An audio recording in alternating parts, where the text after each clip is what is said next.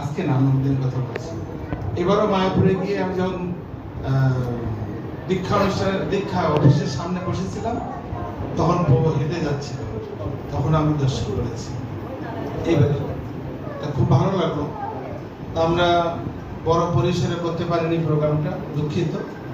সামনেবার আমরা আবারও চাই, যদি চিন্ময় প্রভু আমার সাথে যোগসূত্র করে প্রোগ্রামটা দিয়েছে, যারা আমাদের মাঝে উপস্থিত আছেন, আমাদের সুভাষ প্রভু আর পার্শ্ববৃন্দ রয়েছেন, মৃদঙ্গ বাজিয়েছেন, যারা ভক্তরা আসছেন, হ্যাঁ, সকলকে আমি স্বাগতম জানাই এই ক্ষুদ্র পরিসরের প্রোগ্রামকে।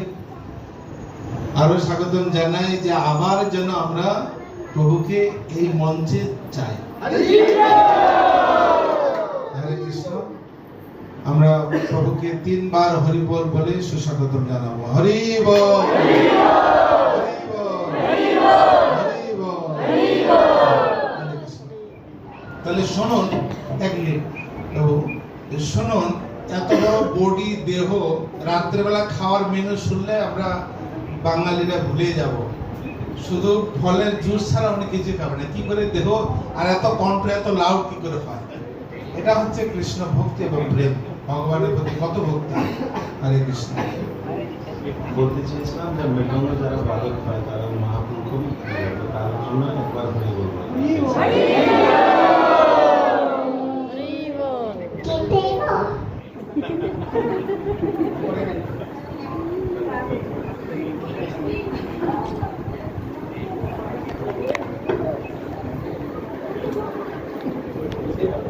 Ponang pura.